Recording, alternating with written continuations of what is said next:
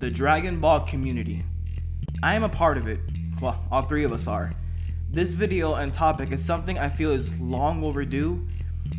Every community has toxic fans, bad apples if you would. This is a dubious topic, but with a heavy heart, I have to address it.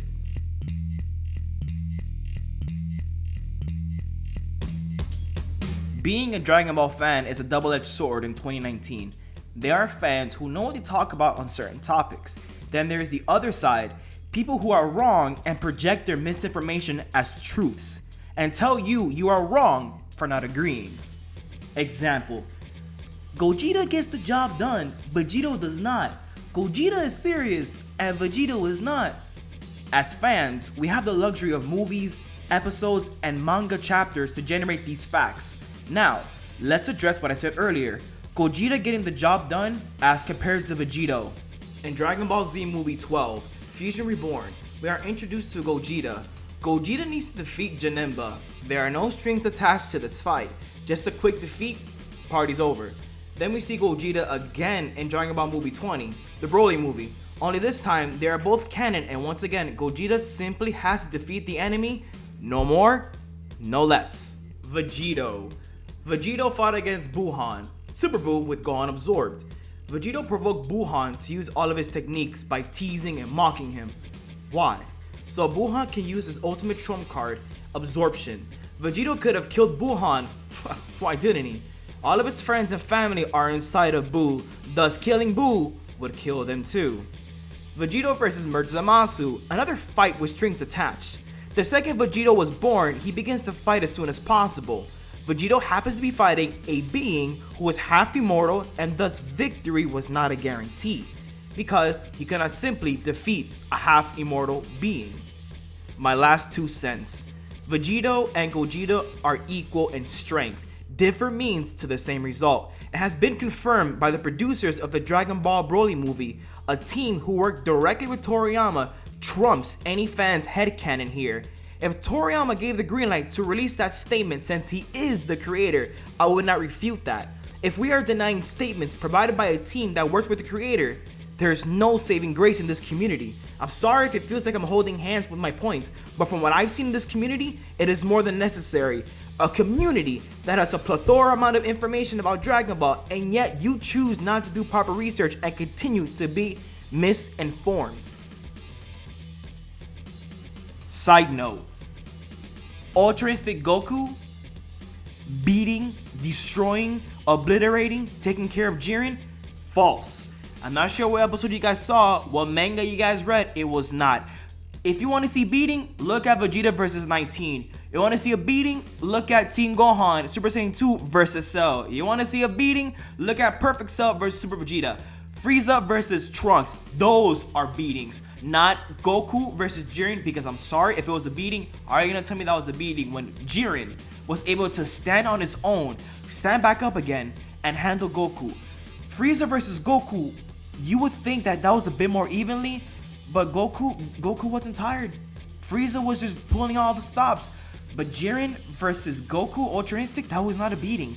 If it was not for Jiren trying to attack Goku's family and friends, that power, the friendship boost, yeah, it helped.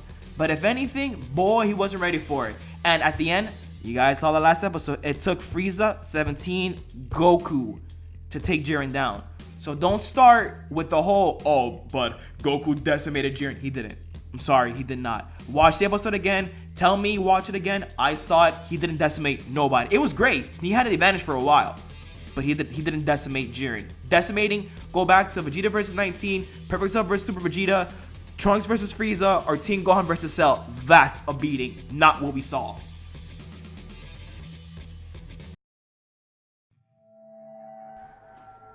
Dragon Ball GT. Dragon Ball GT has been, I guess you could say, a black sheep in the series. Something you brush to the side or even hide it in your closet and never speak of it again. This is why GT is a fantastic series and some fans hate to admit it. That being said, one of GT's biggest mistakes was turning Goku into a kid.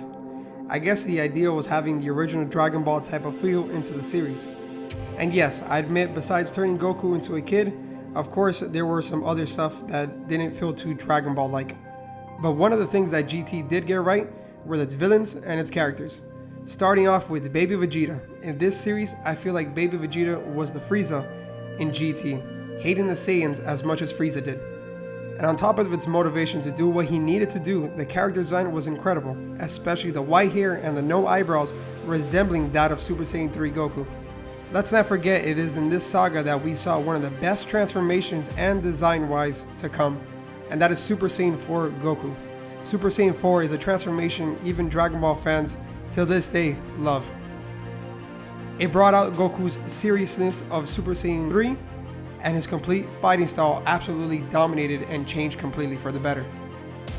Even after his new transformation, nothing could stop Goku for what is next, and that is Super Android 17. Super Android 17 was, if not a very unique character, what could be better than one Android 17? Two Android 17s, especially showing the dominance of over Super Saiyan 4 Goku's new transformation. And having Super 17 killed by Dragon Fist can't help to put a smile on your face to see that Goku didn't lose his touch after killing King Piccolo. This is why martial arts became a huge part in Goku's life, especially since he met Nova, having someone you love fighting with. This is what Nova was.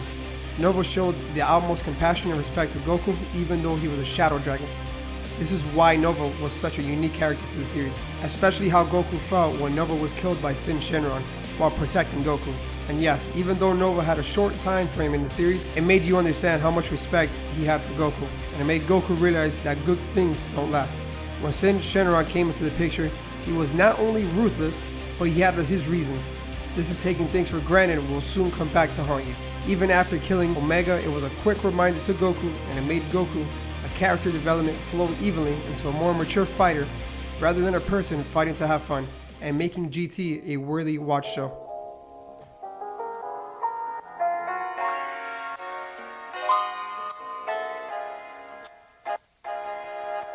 Speaking of the topic of Gogeta, since it was mentioned before, I've heard a lot of people say that Gogeta breaking dimensions during his fight with Broly wasn't impressive because it's been done before, but it hasn't been done before. A lot of people like to compare it to the Gotenks and Buu fight during the Hyperbolic Time Chamber, saying that that was done the same way as Gogeta and Broly, but it wasn't. So during the Hyperbolic Time Chamber, it's on a separate plane of existence. It's different. So time works different there. Buu was able to do Vice Shout and escape from the Hyperbolic Time Chamber due to that. But when you look back at the fight against Vegito, when he tried to do it again, it wasn't as easy to do. And you can tell it wasn't as easy to do. That's why Vegito was able to stop him before he tried anything. Gotenks mimicked the ability to do that Vice Shout, and on top of that turned Super Saiyan 3 because he was in a separate plane of existence. If you also look back, Goku was able to achieve Super Saiyan 3 because he was in the realm of the dead, not the realm of the living. So it's an area of very unnatural causes, which is why they were able to break dimensions. When you look at the fight of Broly and Gogeta and him broke dimensions in reality itself. That's how strong they were. That's how strong Broly was as a legendary Super Saiyan. That's how strong Gogeta Blue is. Not even Vegito didn't have enough time against Zamasu to even try to break dimensions. Gotenks is a great character, but it doesn't compare to the level of Gogeta when it comes to breaking dimensions. Those are two completely separate topics. I don't understand how anyone can actually sit there and think, oh yeah, it's been done before by Gotenks. Oh, it's been done before by Buu. No, it hasn't. You guys need to do your research and look through the actual episodes. Look what's going on. Look at what the characters are telling you. The characters have told you time and time again since Dragon Ball that the Hyperbolic Time Chamber is a separate plane of existence. That's the only reason why they were able to do it. So in conclusion, no, it's not the same.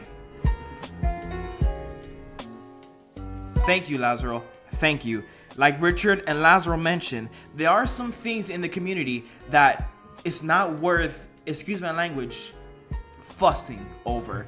The same way that there have been plenty of channels, so many channels downplaying the dimension breaking that we saw in the Gogeta movie. How are you gonna tell me that Gogeta versus Broly, they're fighting like regular people on the outside realm and they shattered and they ventured into a different dimension as compared to, that isn't impressive, Super Buu did it in the time chamber. You're gonna tell me that wasn't impressive when the time chamber was, like Lazaro said, a separate plane of existence, a separate place of time? You're gonna tell me that wasn't impressive. When Buhan, like Lazaro mentioned, tried to do it outside of the time chamber, it wasn't as smooth, was it? He didn't get to do it. Why? Because it is not the same thing as it is in the time chamber. Buhan tried, he screamed, he moaned, he groaned, and he was not able to do it because Vegito sensed it and he stopped them.